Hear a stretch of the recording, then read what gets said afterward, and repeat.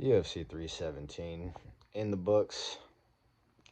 Ilya Topuria just, you know, slept Charles Oliveira with one punch in the first round. Um, yeah, the madman did it.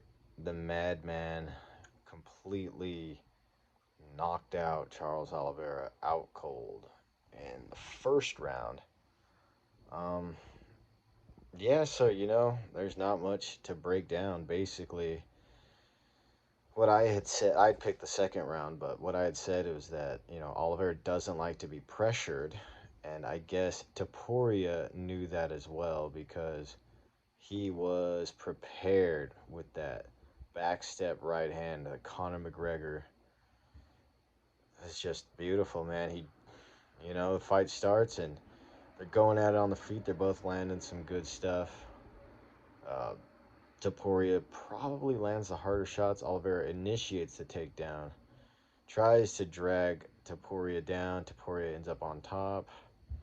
Not much happens. Charles eventually goes for some sort of leg lock, heel hook type situation. I'm not too good at that stuff, so I don't know. And then frickin', Ilya, he went against Ryan Hall, so he's really good with his leg lock defense. And it didn't look like he was really bothered by how strong Charles was. And then they get back to the feet. Charles just trying to put that pressure on him, trying to exchange with them over and over. And then Ilya jabs him, angles off. Charles eats the jab, tries to just crash in with the right hand, and Topuria is just ready for him. And that right hand just sneaks right across, right around Charles's guard. Out cold, left hook follow up, hits his face on his own knee, out cold. Ilya Topuria is a fucking monster, bro. He's just so. He looked very patient in this fight. He looked like he was super prepared, super confident.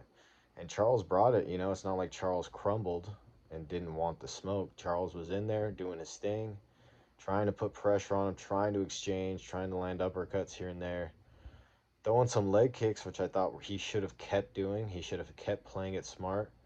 But maybe I don't know, he felt something when he landed. He saw something on Topuria, but, that ended up costing him. And, yeah, Topuria, what do you even say, man? He's he's he's probably gonna finish all these guys. Um, a Gaethje fight, yeah. I mean, an Armin fight. That's interesting because Armin's not gonna try to stand on the feet, but unless he can just hold him down. A Patty fight. That's a good one because Patty is bigger and will kind of just back up and rush in with his chin up. And I think he is unorthodox, but I think Topuria is too smart. So I don't see anyone beating him. Just like I can't say enough. It was such a short fight, and he wasn't doing anything different. Uh, crosses, cross counters, left hooks, staying patient, and just waiting to find his opening. And Charles, stands very square, and with the fact that he's tall, but he likes to fight close, and he'll just walk into range to exchange with right hands. And this time he dropped his left a little bit, and that fucking right hook just absolutely knocked him dead. So Ilya Taporia is now the lightweight champion, and his resume is already crazy. You know, Volkanovski, then Holloway, now Oliveira, and now we'll see who else. So yeah, I mean, really sad. I didn't even get happy. I just got kind of sad watching Charles Oliveira collapse like that. But that's the sport. That's just what it is. But anyways, co-main event. God, it's hard to even think of anything after that. Kai Kara France gets dominated by Pantoja. Yeah, I thought this was going to be a way closer fight. I thought Kai Kara France was going to, be able to move a lot more and land shots from the outside, but I thought he was going to get out grappled. But little did I know that Pantoja is just a Chad and just freaking launched a crazy combination right at him and picked him and then took him down and then just dominated him for the whole first round. He had no problems here except for I'll get to the third round, but first round, yeah, he's just showing that he's on a different level on the ground. The jiu-jitsu just controlling him. Kai, yeah, he didn't look he didn't look bad, but he looked like maybe there was maybe he was just wasn't as strong as Pantoja, or you know, I don't know. It's tough to say. I think maybe Pantoja is just that dominant. Um, and then yeah, second round they're kind of the same sort of things happening. Pantoja's landing good kicks though, good right leg kicks. He loads up so much, but he just goes for it, man. He's just got the biggest balls I've ever seen. Well, besides Joshua Van and Brandon Royval, but don't worry, we'll get to that. And then yeah, pretty much just he had Kai on the back foot the whole time. And then eventually he took him down in the third round and choked him out. And I don't know. No. July 2nd. Kids. Anyways, yeah, Car France just got dominated. Uh, it looks like, yeah. It's funny though. I don't know if John Anik says things like this on purpose, if he's just like a sneaky little shit talker. But he was like, said something like, Kai Car France will not give up. He is a mental giant. And then it just goes quiet for a couple seconds. I don't know why. I feel like, I don't know. He's saying the little snarky remarks. It's like when this is going to be off tangent, but when Krylov fought Reyes, and then right before the fight starts, John Anik's like, Krylov joined Russia against the Ukraine. He's actually a traitor coward. No, he didn't say that, but he basically did. Anyways, so yeah, Pantoja defeats Car France. And you know what's next. Kids. So yeah. Um, what was the third fight? Okay, yeah. Well, let's just go right into the third fight. So the next opponent for Pantoja will be not Brandon Royval. Shit. Joshua Van. Dude, Joshua Van versus Brandon Royval. It's probably one of the best fights I've ever seen in my life. Um, yeah, what do you even say? Get away. What do you even like say? It was just a fucking brawl. Um, the first round, Van he's just landing such hard shots, and this is what I said. I said he would just land the more impactful shots, and you know, that was gonna win him the fight. I thought Royval would do good with the output, but I just thought, you know, Van, he's just too clean of a puncher, and Royval just doesn't get out of the way of right hands. And I think you saw it in this fight. He